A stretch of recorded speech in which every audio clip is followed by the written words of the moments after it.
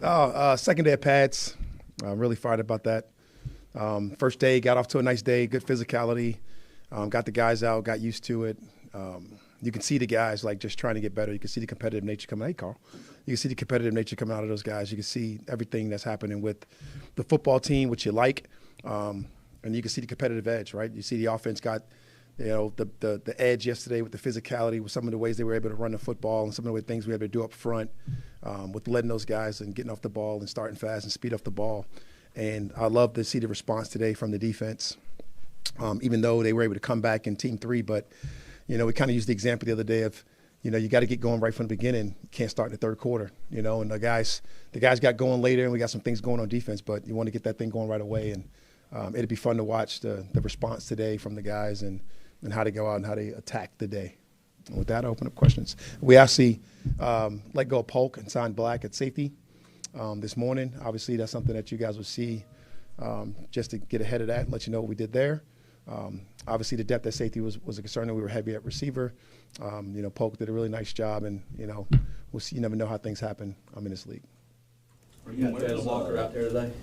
Jalen Walker will not be. Let's address this. So he's got like a small hamstring issue, and it's very minor. And really, the kid is chomping at the bit to go out there and practice, and I won't let him. And don't want to turn this thing into a long-term thing. Got a lot of faith in what our performance team does and how we go about our business and how we work those guys. So he will go out and do full-speed Indy, and then you'll see him on the side training and getting some running, some conditioning, things of that nature in, and then he'll come watch the rest of his teams, and he won't be happy about it. So, and that's what I love about him. And I talked to him multiple times yesterday. I talked to him multiple times the day before that, and his plan is to go full-speed Indy today, and hopefully we can ease him back into it. Very small, minor hamstring that we're having some maintenance on, and just like we talk about with everybody, sometimes you got to protect them from themselves, and that's what we'll do. This kid is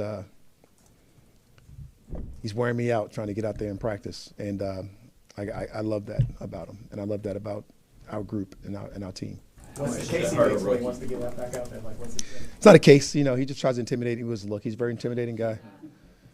He's bigger than me. I got a bigger stick, and I get a chance to stand in front of him and hold him back. But he's going to conform. He's awesome. He's a grown man. He's very mature. And obviously, when your team's out there and you want to be out there, you want to have that influence. Like it's something that he wants to do, and that's something that fires me up to be able to coach him. A rookie in particular missing these snaps. How detrimental is that? It's easy to say it's detrimental, but it's definitely easier to say that I have so much confidence in my coaches off the field. I have so much confidence in my performance staff and how they're going to get them ready from a performance standpoint. And it's nothing long term. So for us, it's like, of course, you want to have guys out there. Of course, you want guys out there every single practice. It's not the reality of our sport. And the reality of our sport is you got to find out how to manage guys. You got to find out how to prepare the right way to get those guys ready to go. So I have so much confidence in what he's done and who he is as a person and a character and bringing it to the game that I know that it won't hurt him as much as most because of who this guy is. Zach Harrison's a guy who I remember a couple of years ago, I think it was maybe before the draft, you were talking about liking those long-armed interior linemen. He seems to kind of fit that mold of what you were talking about. What excites you about him and what he can potentially do this year? Everything with Zach, so positive about Zach and what he does for the team. We watched him really flourish on special teams over the last couple of years, blocking punts, blocking kickoffs, getting away, being a big body that can run, that just absolutely shocks you and blows you away. Having the ability to go out there and play a little bit of inside, now playing some outside, playing some inside, moving around a little bit. The versatility of what he brings to the game is something that really excites you. Yesterday in practice, he was one of the more physical defensive players that we had. And those are the things that I think he's going to really flourish this year and jump off and have a big jump for us. And that's what we want. I think the system that we're playing right now has a unique fit for him. I think the buy-in from the coaches, the buy-in from him, the buy-in to all the things that he can do and what he's willing to do is really what excites me. Do you consider him an edge at this point, like a big edge, or is he going to be so versatile that it's just not definable? I think it's second. I consider him a big edge, and I consider him a versatile piece inside. I consider him. He's really hard to define, and I mean that in the most sincere way because he definitely can play a 4-eye. He can play on the edge. He can play on a 9 technique. He can play in a 5 technique. He can play in a 3 technique. He can even go in there and part-time at some nose tackle stuff, because he's so big, is so linear, has unique athleticism that he shows on special teams and showed us. I believe that was like probably the first thing I showed Jeff Obrick when he got here was him getting off on punt return team, and watching him absolutely go out there and be a force when it comes to rushing the punter and doing some of those things to be able to lift people. So I think that was one of the first things I showed him about his get off and things of that nature. So like I'm extremely excited on where he can go and what he can do moving forward. Any update on Mooney? Mooney's the same. You know, I said a few weeks back then, so now we had a couple. And then hopefully we can get some more updates on how we go about that and what we got going on with Mooney. But feel really confident in him and what he's doing and where he is. And he's a professional at the highest, very highest level. So I feel really good about Mooney. What do you want to see out of the receiver corps, in his absence as far as stepping up? You hit it. You nailed it. The stepping up. Stepping up apart from like a Casey Washington. Obviously we signed DJ Chalk to go out there and give us some reps at that position. Obviously Ray, like we talked about, has the ability to kick out and do some X work. We got a bunch of guys that are getting some opportunities because of it. The Nash being able to move inside and get a couple reps at the F position. David Seals over at the Z, really being interchangeable. He'll get a chance to get a little bit of X. All of these guys have done some really nice things, and you just want to see them move around. When you're a backup receiver in this league, you got to have versatile parts and have versatile moving parts to be able to play so you can play the next man up. And these guys have all shown the ability to do that. Drummond, Matthews, I can name a bunch of these different guys that are bouncing around playing a bunch of different receiving positions that really excite you. Obviously our guys that go out there and play their spots, the Drakes, and really Kyle Pitts, and really, not even Ray anymore because he moves around a little bit, but those guys go out there and play their standard positions, but the other guys got to have the versatility piece to move around. It looked like Sills got some first-team reps the other day, and he seems to be Kirk's favorite receiver with the second team at this point in camp. What do you guys like about Sills? I don't know if it's I don't know, first team, second team. I think it's just a collective group going out there and playing. Obviously when Mike's out the quarterback, that's our first unit out, and when you put him out there, it just shows the confidence in those guys being able to get out there and execute. Because that's really important to when you're playing with your young quarterback and he can go out there and execute. He's faster than you think. He's stronger than you think. He's got great hands. He's a great guy. He's a smack talker. You like a lot about him.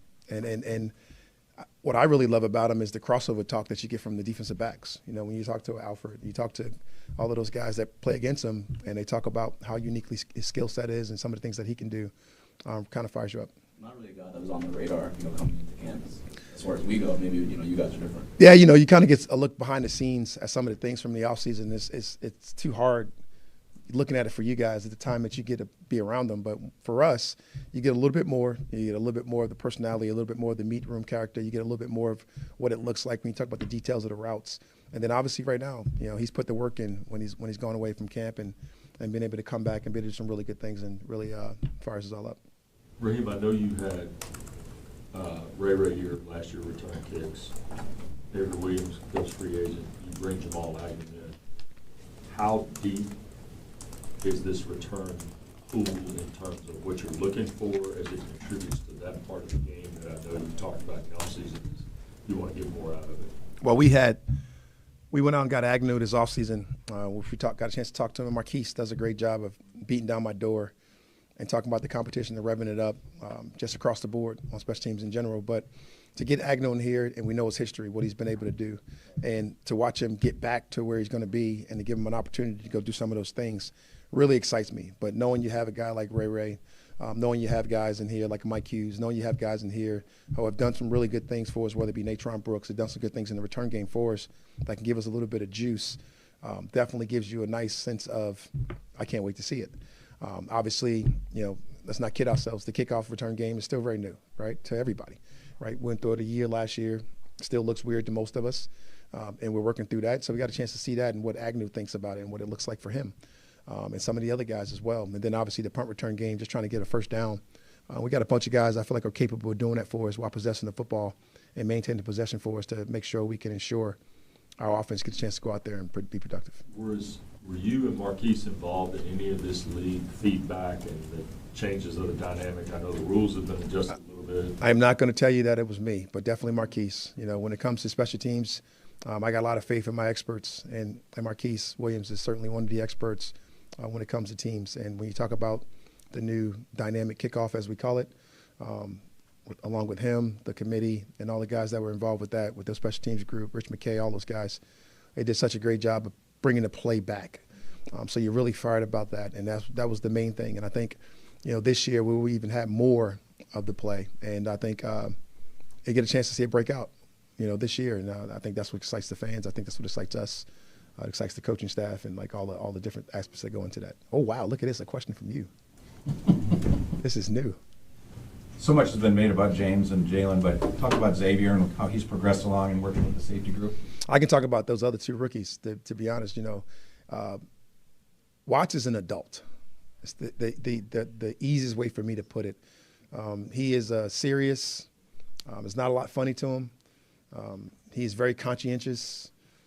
He's got pro-like skill sets. He also gets some first-team reps. He's able to mix it up with the second team. He's able to be a leader that way. He comes from a great background there at Notre Dame and what they were able to do. And JD gave him glowing recommendation from JD. Coach Freeman does such a great job with all those guys out there.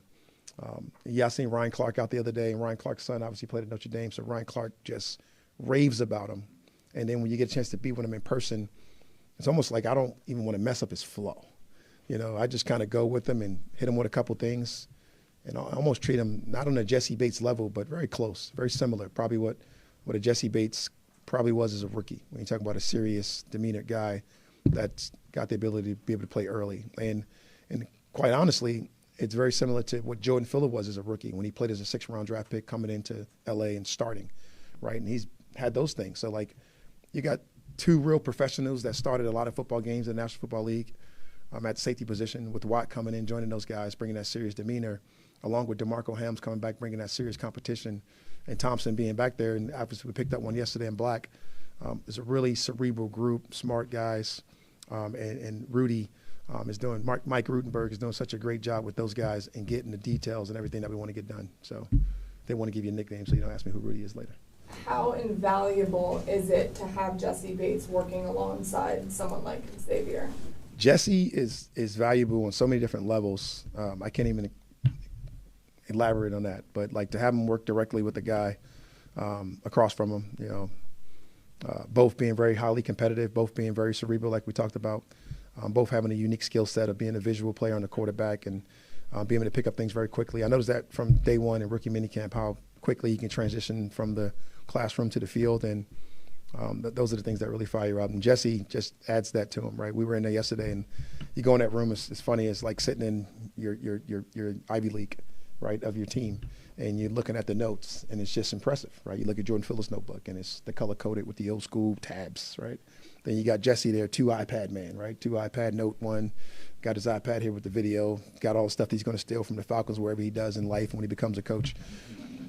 Then you look at the rookies, and they're just following suit, and they're all kind of got their own dynamic, and they're learning their different ways, and those notes are just impeccable. I wish I was this good of a note taker in school. I would have been a lot better person. Is that one of the most detail-oriented note-taking groups you've seen in the building? 100%. There's no doubt about that. It's the note taking, it's the conversations, it's the high-level conversations that are able to go in there. There's a lot of things I'll say in that room I won't think about saying in the corner room. AJ, cover. I'll come in here and have a conversation with these guys. And, for those guys to get together, that's awesome, because now when you get out there, you maximize your communication across the board because the linebacker room is very similar. What's encouraging about some of these battles that you've seen in the trenches so far early in camp? I think that's exactly what it is. There's battle in the trenches, and there's battles in the trenches that we all like to see, and I think it's stuff that you guys all like to see. And I think that's what you want. You're talking about a young defense that's going to be able to go out there and hunt, and you're talking about a young defense that's going to be able to go out there and show what they can do, not only talk about it. Talk about it gets kind of old. That's kind of where I've been this whole offseason, this whole everything. And it's I just can't wait to get out there and let these guys go.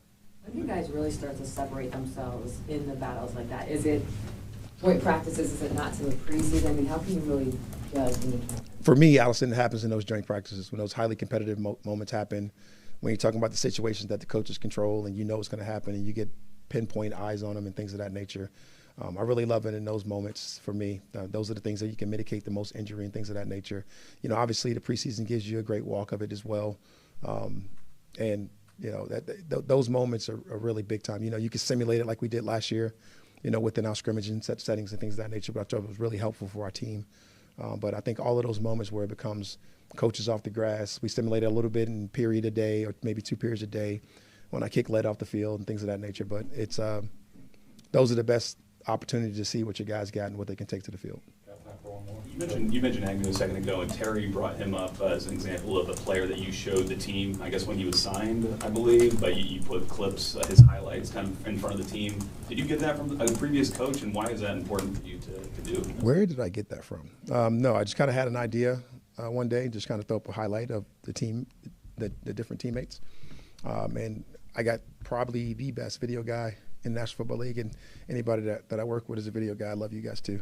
But Jake Stroot is absolutely outstanding, and like Dan the Man right now is so mad at me in LA. But Jake Stroot is absolutely outstanding. I went with him, talked with him a little bit, and we talked about putting a highlight up of the different people on our football team so we can throw him up. He was one of the guys that I've got up first, obviously, because the A. Threw up Agnew, and we got a chance to see him a little bit. We got a chance to see Divine, a couple other guys in there, Felipe, a bunch of different guys. And, you know, it's an appreciation for the teammates, for what the guys have done, where they've come from. And the guys kind of like it. It's a nice way to start the meetings. Thanks, y'all. I don't know where I got it from, though. I can't remember. Thank you.